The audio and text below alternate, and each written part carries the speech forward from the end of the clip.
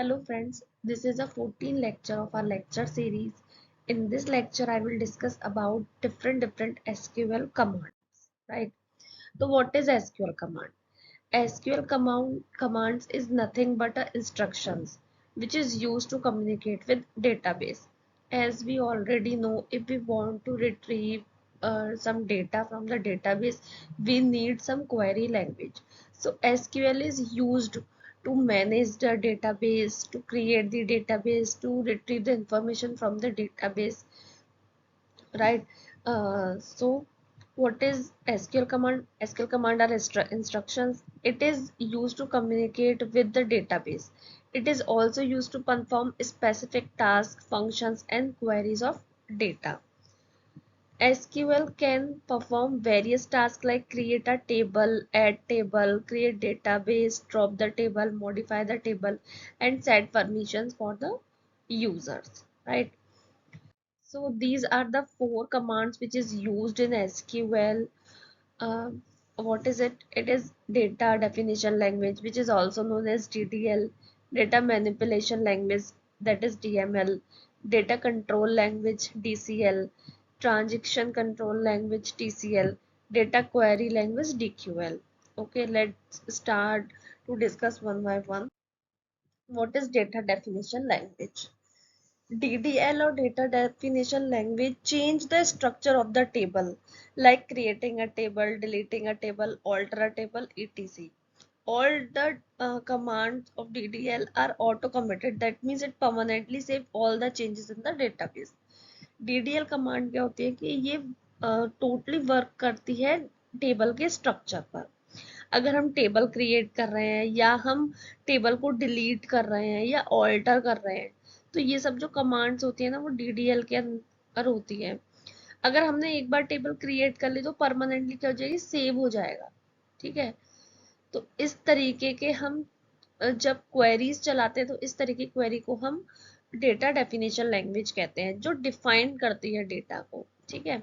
इसमें कुछ कमांड्स आती हैं, जिसमें से कुछ कमांड्स मैंने लिख दी हैं जो हम जनरली यूज करते हैं एसक्यूएल में, जैसे क्रिएट, ड्रॉप, ऑल्टर, टर्न के. ठीक है. अब ये कमांड्स होती क्या है देखते हैं.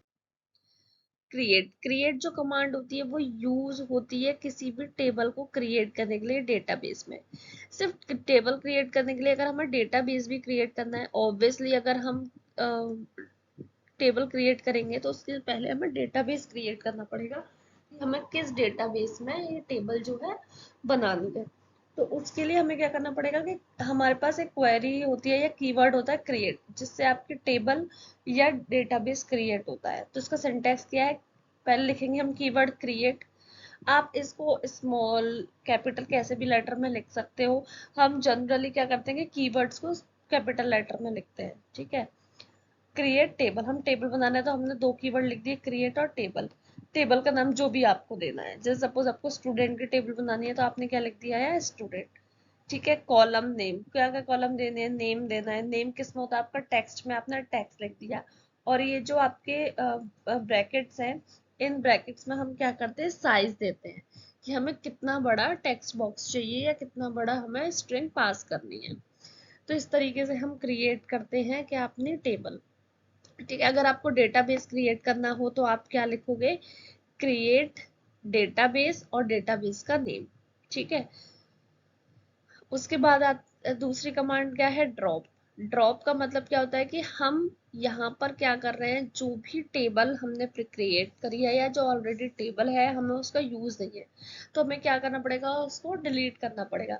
अगर आप टेबल का पूरी की पूरी टेबल और उसका डेटा डिलीट करना है तो हम क्या करते हैं, कौन सी कमांड यूज करते हैं, ड्रॉप, जिसका सिंटैक्स क्या है, ड्रॉप टेबल और जो भी आपको टेबल डिलीट करनी है, देन सेमीकोलन. ठीक है. नेक्स्ट क्या है आपकी, ऑल्टर. ऑल्टर क्या होती है कि अगर कोई भी हमारा डेटाबेस हमने क्रिएट किया है, टेबल क्रिएट किया, हमें ज़रूरत है कि हम उसको थोड़ा चेंजेस करें, मॉडिफाई करें उस डेटा को, तो हम यूज़ करते हैं ऑल्टर कमांड. ठीक है. अब जैसे हमें कोई नया कॉलम ऐड करना है टेबल में, है ना, तो हमने क्या करा, क्या लिखेंगे, ऑल्टर टेबल, कीवर्ड्स आपके जो जिस भी टेबल में करना है उस टेबल का नाम, ऐड कर दिया, कॉलम नेम लिख दिया, कॉलम का क्या करा, डेटा टाइप दे दिया और उसका साइज दे दिया, जस्ट लाइक दिस, जैसे हमने क्रिएट में किया था। ठीक है। अगर हमें एग्जिस्टिंग कॉलम को मॉडिफाई करना है, हमें कोई टेबल, एक तो हमारे पास वे है कि हम नया कॉलम ऐड करें, या एग्जिस्टिंग कॉलम का ही हमें सपोज डेटा टाइप चेंज करना है या नाम चेंज करना है, तो हम क्या करते हैं, तब भी ऑल्टर कमांड यूज करते हैं। उस ऑल्टर कमांड में कैसे यूज करेंगे, ऑल्टर टेबल हमने डेफिनेशन कीवर्ड दिया, टेबल का नाम लिखा, ठीक है, उसके बाद हमने क्या कीवर्ड लगाया, मॉडिफाई, और कौन सा कॉलम चेंज करना है उसकी हमने क्या करी, यहाँ पर डेफिनेशन दे दी। ठीक है। नेक्स्ट है आपका टर्नकेट। टर्नकेट भी क्या होता है, यूज होता है डिलीट करने के लिए, जैसे ड्रॉप यूज हो रहा था। ड्रॉप में हम क्या कर रहे थे कि टेबल का स्ट्रक्चर भी डिलीट कर रहे थे, रिकॉर्ड भी डिलीट कर रहे थे। लेकिन ये जो टर्नकेट होता है, टर्नकेट यूज होता है डिलीट करने के लिए सारे के सारे रिकॉर्ड्स को। ठीक है। टेबल का स्ट्रक्चर तो आपका क्या रहेगा, एज इट इज रहेगा, है ना, लेकिन क्या होगा, डेटा उसका डिलीट हो जाएगा। देखो उसमें लिखा भी हुआ है, it is use to delete all the rows from the table and free the space containing the table. ठीक है। तो ये क्या हो जाए, इसमें क्या करते हैं हम, टर्नकेट टेबल, और क्या लिख दिया, टेबल का नाम, राइट।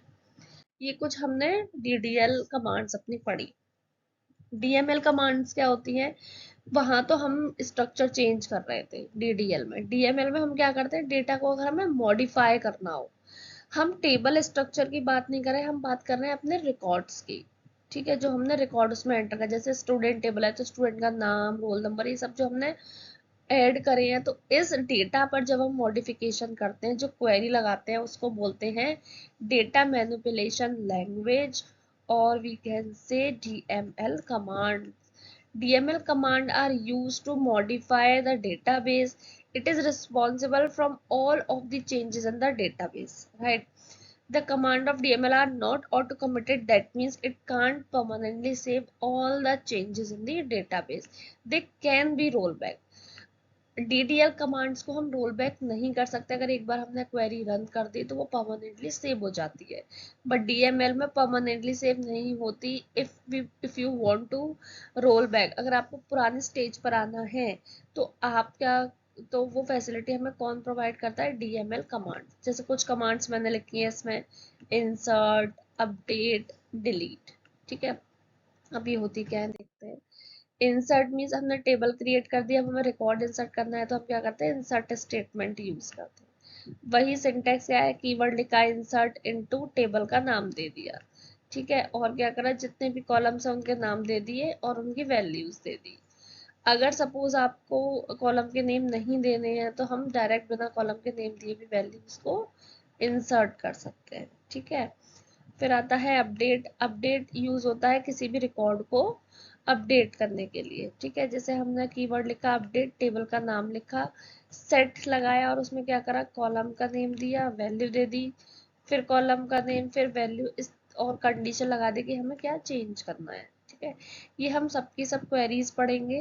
मैं आगे आने वाले लेक्चर्स में बताऊंगी कि किस तरीके से हम क्वेरीज लिखते हैं सीक्वल वर्क बेंच में, है ना। पिछले लेक्चर मैंने आपको डाउनलोड करना सिखाया था, अभी मैं सिर्फ आपको सिंटैक्स बता रही हूँ, किस तरीके से हम क्रिएट करते हैं, चीजें इंसर्ट करते हैं, अपडेट करते हैं, वो हम आगे आने वाले लेक्चर्स में पढ़ेंगे। ठीक है। डिलीट क्या होता है, डिलीट मीन्स रिमूव वन और मोर रोज फ्रॉम द टेबल। ठीक है, ये क्या करता है, रोज आपकी डिलीट कर देता है, जो भी कंडीशन आपकी आप सेटिस्फाई करते हैं। ठीक है। डीसीएल नेक्स्ट है आपकी। डीसीएल, डीसीएल क्या होती है, डेटा कंट्रोल लैंग्वेज। अगर हमें यूजर को कुछ चीजें ग्रांट करनी है, देनी है, तो हम डीसीएल लैंग्वेजेस यूज करते हैं। ठीक है। It is use to grant and take back authority from the database user. कुछ कमांड है, जैसे ग्रांट की, यूजर को हमने एक्सेस का प्रिविलेज दे दिया कि डेटाबेस में आप ये चीज यूज कर सकते हो। रिवोक का मतलब क्या होता है कि हमने क्या करा, परमिशन वापस ले ली यूजर से। ठीक है। टीसीएल होती है ट्रांजेक्शन कंट्रोल, जहां हम डीएमएल कमांड जैसे इंसर्ट, डिलीट, अपडेट यूज कर रहे थे। तो टीसीएल क्या होता है कि these operation automatically committed in the database, that's why can not be used while creating table और ड्रॉपिंग देम। कुछ कमांड होती हैं जैसे कमिट। ठीक है, commit command is used to save all the transaction to the database. Roll back means क्या होता है कि command is use to undo transaction that have not already been saved in the database. Save point क्या होता है कि it is use to roll back the transaction back to the certain point without roll backing the entire transaction. कि हमने कोई save point बना दिया कि इससे ही हमें रोल बैक करना है और उसके आगे का हमें रखना है। तो ये 3 कमांड्स आपकी यूज होती हैं TCL में। DQL आपकी बहुत इंपॉर्टेंट कमांड है, ये बहुत ज्यादा यूज होती है क्योंकि सिर्फ इसी कमांड के थ्रू हम क्या करते हैं, डेटा फैच करते हैं, रिट्रीव करते हैं। Without it we can't retrieve the data. Okay, तो DQL means data query language. It has only one command, that is select. Select is used to retrieve the database from the retrieve the data from the database.